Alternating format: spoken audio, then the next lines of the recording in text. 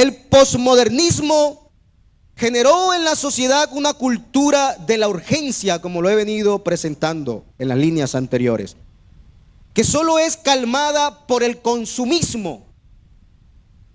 Y todos desean adquirir, o todos en ese deseo desbordado compran, adquieren a través del consumismo. Si no consumes, parece que no vales.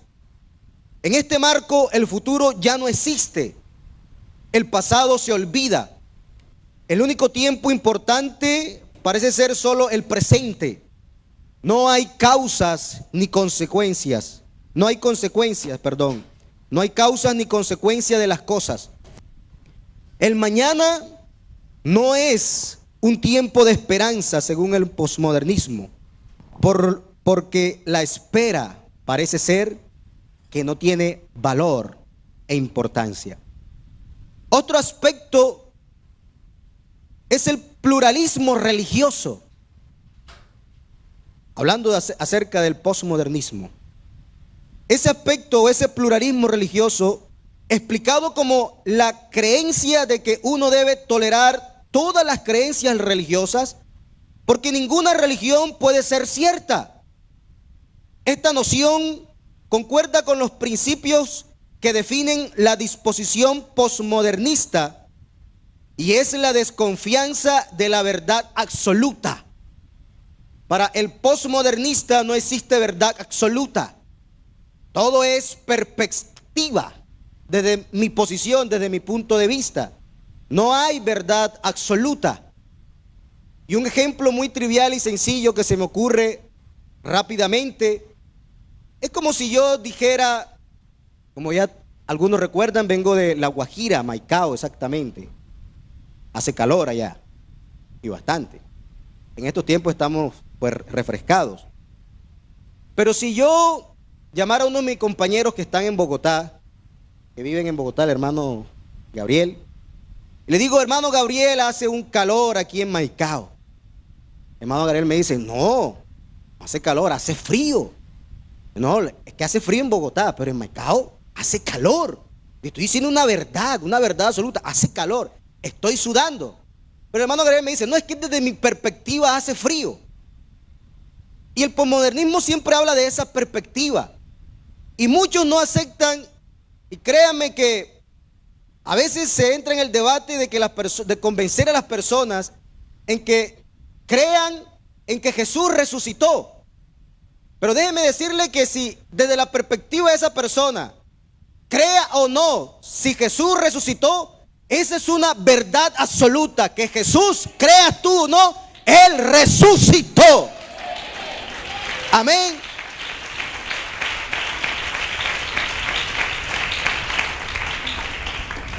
Es que nosotros seguimos creyendo lo que la Biblia dice, que la gracia de Dios se ha manifestado para salvación a todos los hombres, enseñando que renunciando a la impiedad y a los deseos mundanos, vivamos en este siglo sobria, justa y piadosamente. ¿Y por qué? Porque debemos aguardar la esperanza, bienaventuranza y la manifestación gloriosa de nuestro gran Dios y Salvador Jesucristo. Seguimos creyendo en esa verdad absoluta, que Él vendrá. Por 500 años la figura central del modernismo fue el hombre. Bien, pero surgió el posmodernismo derribando esta idea y dando preeminencia no al hombre como género, sino a la persona. La palabra de Dios siempre nos da esa luz, anticipándose a estas corrientes, y nos dice a través del apóstol Pablo, no os conforméis a este siglo, sino transformaos por medio de la renovación de vuestro entendimiento, para que comprobéis cuál sea la buena voluntad de Dios, agradable y perfecta. Otro aspecto tiene que ver con la exaltación del cuerpo, así como de los sentidos, propiciando la ideología hedonista. Muchos seguro han leído acerca de esa ideología. La leyenda griega de Narciso nos muestra el triste destino de un hombre que se enamora de sí mismo al contemplar su reflejo en el agua. Se ha llamado narcisismo al egoísmo exacerbado de quien solo piensa en su satisfacción personal y que crea un mundo girando alrededor de sí mismo. La cultura posmoderna propicia un marco hedonismo que acentúa el individualismo. Las dietas, ejercicios y tratamientos médicos no buscan a veces principalmente la salud, sino que el objetivo explícito es lucir un cuerpo atractivo y lo más joven posible. Al mismo tiempo, los patrones de belleza y perfección física difundidos por los medios de comunicación dejan a una gran parte de la población insatisfecha con su apariencia personal, y eso, en una cultura que sobrevalora la imagen, se convierte para muchos, especialmente para los más jóvenes, en una hecatombe emocional. Lamentablemente, esa búsqueda de la perfección exterior no tiene ni por asomo un correlato en la búsqueda por la perfección interior. La posmodernidad arrasó con esa idea, con ese ideal de sociedad perfecta, que era lo que buscaba la modernidad, y presentó en su lugar la realidad de una sociedad fragmentada, diversificada y enfrentada. Una sociedad dividida en tribus urbanas. Cada vez más los jóvenes desean ser aceptados en la sociedad, aun cuando para eso se tornen en algo que no son realmente. Muchas veces motivados por el quebrantamiento de sus relaciones familiares y de amistad. Los jóvenes adolescentes entran en una búsqueda incesante por aceptación y aprobación, y terminan cayendo en situaciones oscuras y peligrosas para su integridad personal. El hombre como sociedad necesita sentirse aceptado, y a través de sus publicaciones en los medios digitales busca esa satisfacción basándose solo en likes, en un me gusta y el número de seguidores en sus redes sociales. Después que me den like, después que tenga 100 me gustas o comentarios, me siento aceptado, asimilado por la sociedad. Dicen muchos, o se sienten muchos. La posmodernidad dice que no hay una verdad absoluta, como lo decía anteriormente, que todo es relativo. Pero si la verdad no existe o no se puede conocer, la idea de pecado se va desvaneciendo y culmina entonces esta sociedad sin poder identificar lo bueno y lo malo. En ese orden de ideas, el pecado ya no sería entonces pecado, porque todo es desde mi perspectiva. Y como de mi perspectiva eso no me parece pecado, entonces es bueno, no es pecado. Es un relativismo. Así que no lograrían identificar entre lo bueno y lo malo. Y como dije ahorita, en ese orden de ideas, entonces el pecado ya no sería entonces pecado, porque nada es correcto o incorrecto, sino que todo es relativo según la perspectiva o según la persona. Y entonces el mundo en ese sentido no necesitaría un salvador. El homosexualismo, por ejemplo, ha pasado de ser reprobado socialmente a ser aceptado y hasta estimulado, ya que prácticamente no hay serie exitosa de televisión que no tengan algún personaje homosexual que aparece como un comprensivo, como una persona comprensiva y sensata. Por otro lado, millones de páginas de internet proporcionan incalculables ganancias a sus dueños con el negocio de la pornografía y la exposición descarada de las más viles pasiones humanas, degradando al hombre y a la mujer que fueron creados a imagen de Dios. Otro desafío tiene como objetivo directamente al hombre, y nos referimos al genoma humano, a la clonación. Hemos llegado a los escenarios futuristas, un mundo feliz donde los hombres humanos son producidos, sometidos a precisos controles de calidad y ya no engendrados. La Biblia en Colosenses nos dice en su capítulo 2, verso 8, nadie os engañe por medio de filosofías y huecas sutilezas, según las tradiciones de los hombres, conforme a los rudimentos del mundo y no según Cristo. Ahora bien, quisiera nos planteáramos o se plantearan las siguientes preguntas. ¿Estoy enseñando a Cristo usando el lenguaje de las nuevas generaciones? Los expertos han segmentado las últimas generaciones y quiero que mediten esa pregunta. ¿Está enseñando a Cristo usando ese lenguaje de las nuevas generaciones?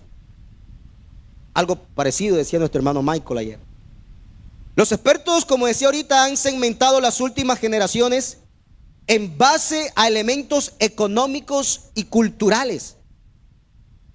Hoy en día, esta segmentación se basa en la edad o generación a la que pertenecen las personas.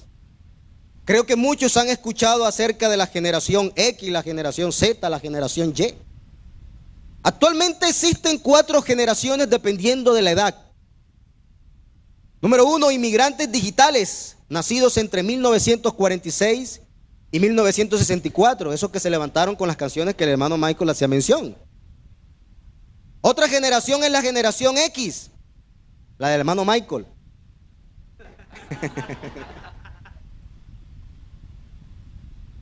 Esos son los nacidos entre 1965 y 1979. Otra generación son los muy conocidos como los millennials o generación Y, que son los nacidos entre 1980 y 1999. Otra generación es la generación Z, que son los nacidos a partir del 2000 en adelante.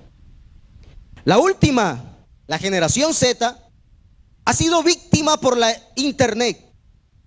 Es parte de su vida y de su rutina diaria, estando conectado durante aproximadamente, escúcheme hermano, 20 horas a la semana conectados a la internet. Reconocen que pasan tiempo al día conectado a los dispositivos electrónicos. Frente a esta idea se levantan las palabras de Cristo, que en esta mañana quisiera recordar cuando lo dijo a sus discípulos, y quiero traerlas a colación en esta mañana, esas palabras de Cristo en esta mañana. Frente a esas generaciones, mis hermanos, sea la X, la Y, la Z, los inmigrantes, cualquiera que sea, se levanta nuevamente la voz de Cristo diciendo: vosotros sois la sal de la tierra. Pero si la sal se desvaneciere, ¿con qué será salada? No sirve para más nada. ¿Me voy a quedar en la generación inmigrante? ¿Me voy a quedar solamente en la generación X? ¿Me voy a quedar en la generación Y? ¿Cómo voy a alcanzar esa generación? Si la sal se desvaneciere, mis hermanos, no sirve para más nada. Vosotros sois la luz del mundo. Y la luz no se esconde, sino que se pone en un lugar alto para alumbrar a todas esas generaciones. Gloria a Dios.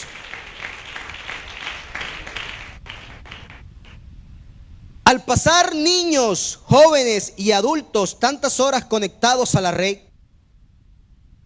¿qué material estamos proveyendo para mostrar a Jesús como la verdad que hace libre a las personas? Nuestra prioridad desde el área educativa es identificar las necesidades de material educativo en sus diferentes formas, convencionales, gráficos, manipulativas, audiovisuales y en nuevas tecnologías. Las redes sociales son una herramienta, no son buenas ni malas en sí, son exactamente eso, herramientas. Si aplicamos sabiduría en ellas, en estas herramientas, podemos usarlas para que las personas conozcan el mensaje más importante que ha trascendido en la historia humana, y es el evangelio cristocéntrico. La meta es que nuestras producciones estén impregnadas de Cristo. Si las nuevas generaciones tienen sus ojos enfocados en dispositivos electrónicos con contenido que los alejan cada vez más de la verdad, entonces nuestros esfuerzos deben concentrarse en ir encaminados a acercarlos más a Cristo a través entonces de sus dispositivos.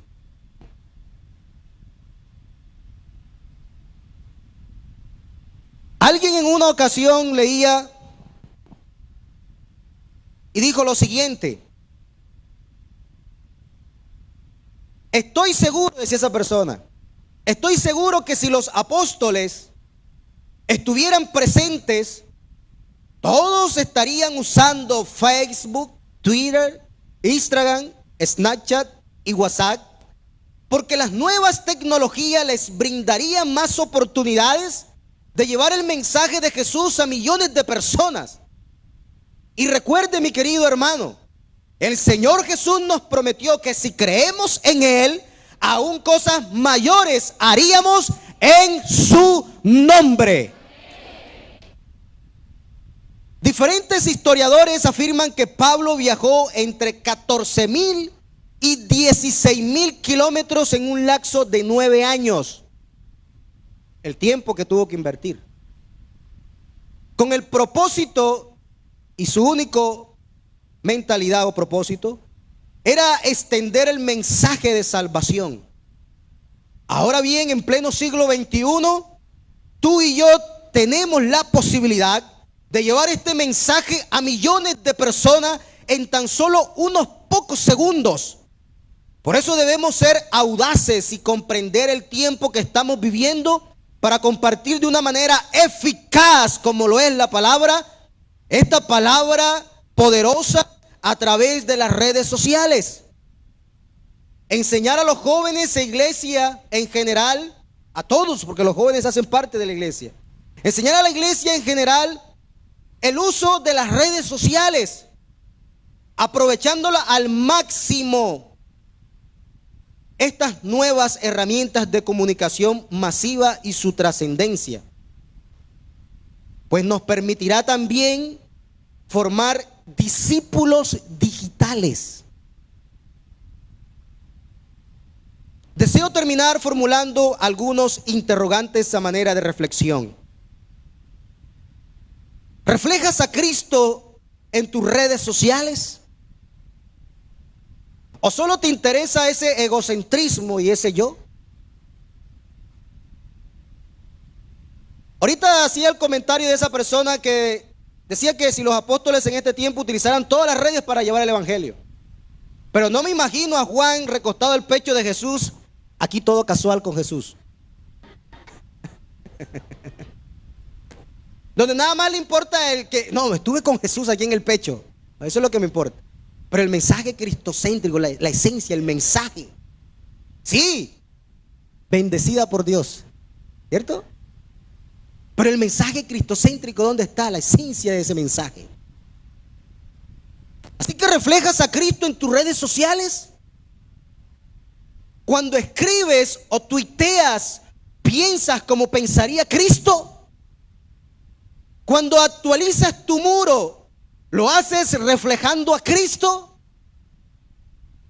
¿Tus imágenes en Instagram muestran a Cristo o solo tu yo y tu ego? Qué bueno sería que tu vida digital siempre llevara ese ingrediente único y verdadero que se llama Cristo, nuestro Salvador y único Dios eterno.